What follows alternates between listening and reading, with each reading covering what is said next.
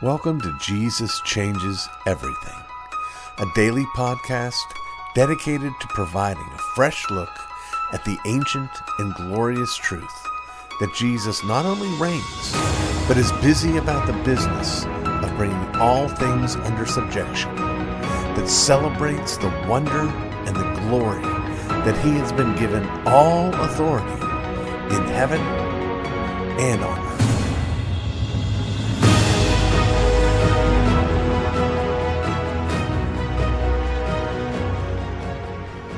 We come now in our ongoing series on the book of Psalms to Psalm 6, yet another one of the Psalms written from David.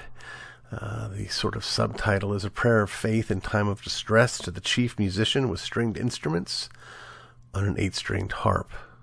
I'm going to read through the whole thing. It's not very long. O Lord, do not rebuke me in your anger, nor chasten me in your hot displeasure. Have mercy on me, O Lord, for I am weak. O Lord, heal me, for my bones are troubled. My soul also is greatly troubled. But you, O Lord, how long? Return, O Lord, deliver me. O save me for your mercy's sake. For in death there is no remembrance of you. In the grave who will give you thanks? I am weary with my groaning. All night I make my bed swim. I drench my couch with my tears. My eye wastes away because of grief. It grows old because of all my enemies. Depart from me, all you workers of iniquity, for the Lord has heard the voice of my weeping. The Lord has heard my supplication. The Lord will receive my prayer. Let all my enemies be ashamed and greatly troubled. Let them turn back and be ashamed suddenly. One of the great virtues of the Psalms, one of the great gifts that God has given us in giving us the Psalms, is that they really are powerfully open and honest expressions of real emotional hardships often. Not always hardships, but even the realness of the joy and the celebration, the emotional reality, I think is something that we should be drinking deep of. We should be taking ownership of. There is a very real sense in which we have a propensity to sort of jump to the end of the story a little too quickly. We see this at work in this psalm itself, because David is in the midst of hardship. He's in the midst of weariness and brokenness and assaults, and he's just, he's so miserable. And he cries out to God, please deliver me. Now, he ends up in a place of confidence in God's deliverance. The Lord has heard my supplication, verse 9 says. The Lord will receive my prayer. But he doesn't skip the hardship on the basis of his knowledge that the Lord has heard his supplication and the Lord will receive his prayer. He enters into these difficult emotions. He doesn't allow them to rule over him, but neither does he flee from them. He enters into them and then brings to bear the faithfulness of God in his situation. Do we do the same thing? Sometimes we heal our wounds lightly. Sometimes we just sort of shrug and say, well, whatever will be, will be. And other times we get stuck in our despair and refuse to look at every reason that we have for hope in God's grace and goodness.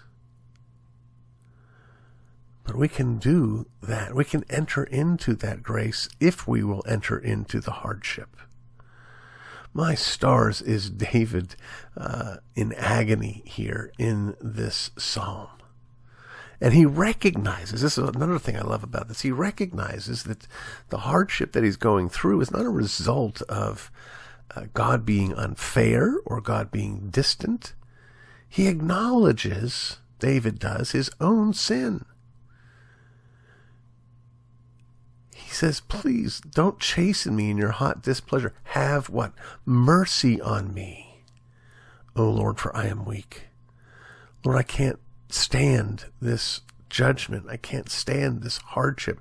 It's breaking me. It's hurting me in a way that I'm not sure that I can recover from. I need you to deliver me and save me for your mercy's sake. And the fruit of this will be the very public proclamation of your praise on this earth.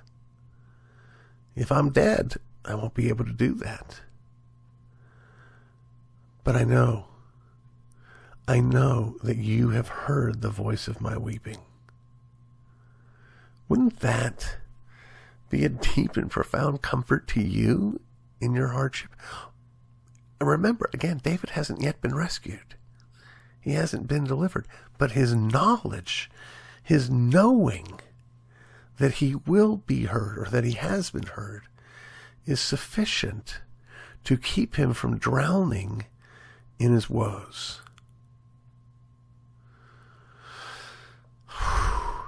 Man, this is the Spirit of God at work in the life of David and blessing all of God's people across the centuries through this very psalm. Friends, let me just remind you one more time before we close. We're going to come back to Psalm 7 next time and Psalm 8 the week after that, but let me just encourage you to spend some time in the Psalms. Read through them slowly. Don't be looking for how much further you have to go. Just read through them slowly and remember and recall circumstances in your own life that fit and match with what the psalmist is writing about. It's a balm for your soul. Give it a chance and be a student of the Psalms.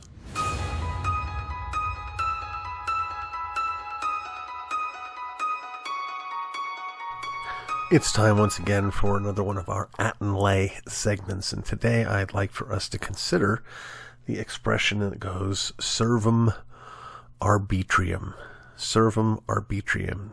S as in Sam, E-R, V as in Victor, U-M, new word, A-R, B as in boy, I-T-R-E-U-M, Servum Arbitrium. And what this simply means is enslaved will. Enslaved will. I picked this particular Atin segment for today because we're now in the month of October, which is the month that we celebrate the Protestant Reformation.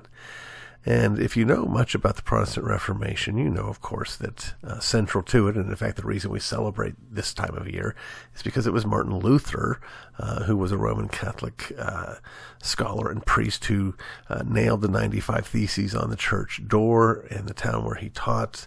These theses were issues that he wanted to see scholars debate and discuss together.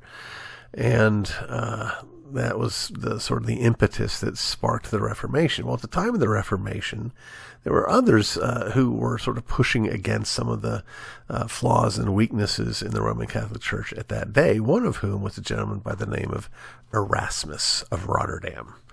And Erasmus was assumed early on in the time of the Reformation to be a very likely, what's the word for it, partner with Luther in terms of the Reformation. But it didn't happen. And in fact, Erasmus ended up becoming a sort of apologist for Roman Catholicism against Luther. And one of the ways that that happened is he published a small book or a large essay called the Diatribe, D-I-A-T-R-I-B-E, Erasmus's Diatribe. And in this particular work, Erasmus is trying to cast doubt on the reality that our wills are enslaved.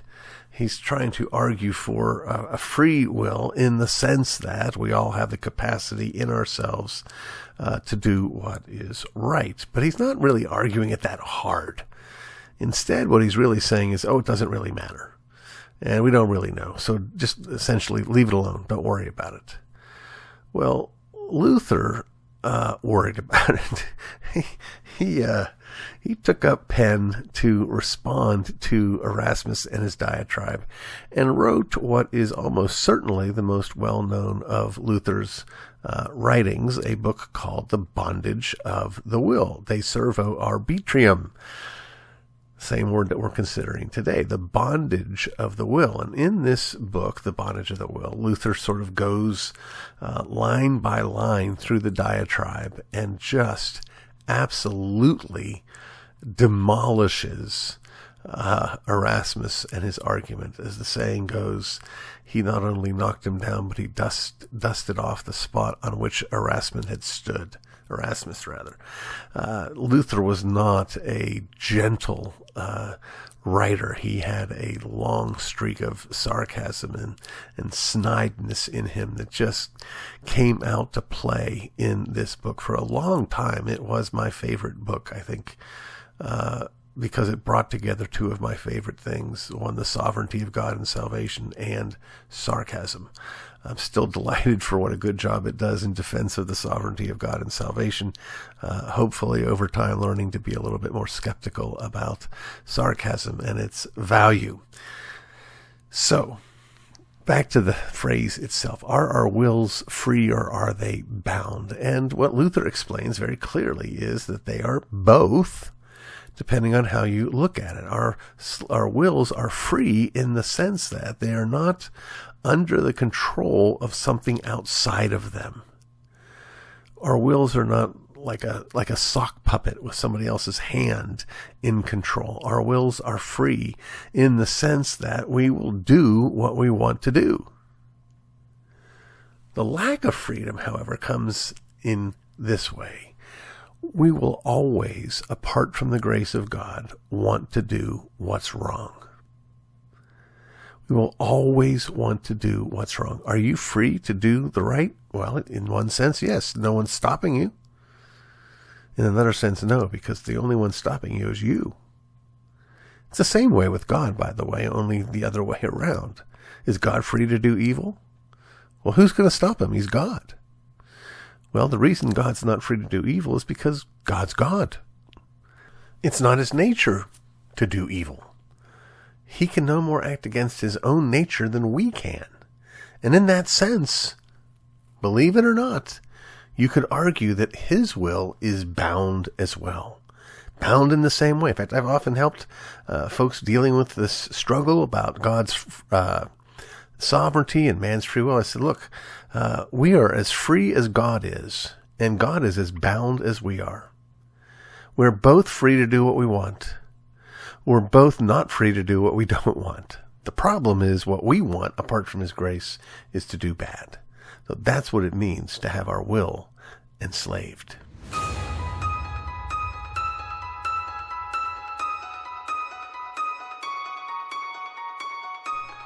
I love a mystery. I love watching mystery shows. I love watching mystery movies. I love reading mystery stories. I love reading mystery novels. And I have to confess that I generally find the English to be the very best at it. I've got, if you will, Masterpiece Mystery on speed dial on my streaming device. Lisa and I enjoy these things very much. Among my favorites to read would include Dorothy Sayers' Lord Peter Wimsey series. I just really enjoy those very much. I like to think of Lord Peter Wimsey as a kind of slightly less comical Bertie Wooster from P.G. Wodehouse. But today, I want to encourage, in this Curating Your Book Library segment, the reading of The True Master, which is, of course, Sir Arthur Conan Doyle. Now, Sir Arthur Conan Doyle was not a strong Christian man. He wasn't someone who embraced a similar worldview to the one that I would hold to, but he was a really gifted storyteller, especially at the work of plotting. That's a really hard thing, I think, for people to do. And in fact, there's a great little movie outlet. I think Lisa and I covered this on a Curating Your Movie Library. I can't remember what it's called, but it's the story of Agatha Christie, who disappeared for a time in real life. And interestingly, she was having trouble continuing to come up with plots that would actually fool or at least puzzle her readers. And she ends up going to visit Sir Arthur Conan Doyle to get some counsel. And he's busy planning golf, golf course design, and she kind of follows in those footsteps.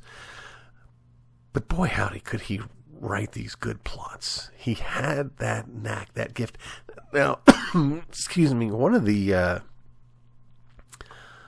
strategies I think that comes from coming up with a great character, or a couple of great characters like Holmes and Watson, is that you can carry through from one story to another a lot of the baggage of trying to make your characters come alive. I don't think that that's the great strength of Conan Doyle, though I do think that they're both good characters, especially Sherlock Holmes. He's really, really intriguing, I think would be the best word to describe him. But because we know him, or we get to know him over time, then we can really devote our time and attention to the plots and how Holmes is able to unpack the plots. I got to tell you, some of those sort of tropes or even internal habits that we know are coming, I especially like. One of which is, I always love it when Sherlock Holmes is meeting a potential client for the first time, and he just starts ripping out all this information about the client.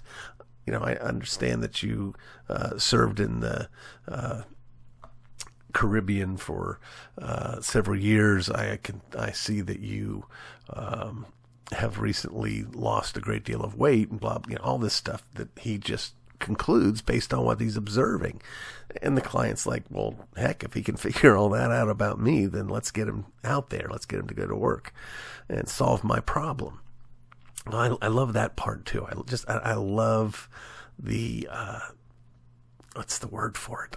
The smoothness of Holmes when he just does this so smoothly. It's the best word I can come up with. So let me suggest that you read Sherlock Holmes. Let me encourage you to pick up Sherlock Holmes. There are, I'm sure, multitudes of free ways to read online or on Kindle. I'm pretty confident, though not 100% sure, that the Sherlock Holmes corpus has now fallen into what's the word for it? It doesn't have to be paid for anymore, that it's no longer copyrighted, so to speak. And so you can probably get them online. But I would encourage you to if you can, get a book that's a complete collection, the complete Sherlock Holmes. And I would encourage you to maybe start out through the short stories for a good while till you feel you're up on your feet and ready to go, and then pick up a novel and then back and forth for a while. And I would encourage you to savor those stories. Just maybe one a day, maybe one story, and it's about 10 or 15 minutes to read it. You can do that just as before you're going to bed. It's a wonderful way to go to sleep, and give it a try. Sherlock Holmes. That's what I encourage you to read. There's plenty more, and I'm sure we'll talk more about some of the others, about my love for Agatha Christie as well. But for now, let's start with the king, Sherlock Holmes. And as always, I would love to hear from you, your thoughts on the matter. What have you read Sherlock Holmes? You can even, if you've got a thought or two on any of the movie versions, I've enjoyed the Jude Law, Robert Downey Jr. versions. Some of the older ones are just a little dark, not in spirit, but really literally in lighting. It's like I can't see what's going on. It makes me sleepy. So, but, let us hear from you, whether it's Basil Rathbone or someone like that. Let us hear from you. Let us know what you think. And happy reading. You've been listening to the Jesus Changes Everything podcast, a production of Dunamis Fellowship, the teaching outreach of Dr. R.C. Sproul Jr. If you've enjoyed this podcast, we encourage you to subscribe. which you can do at all the usual outlets, to tell your friends, and to spread the word. To learn more about the work of Dunamis Fellowship, please visit rcsproulJR.com and join us next time on Jesus Changes Everything.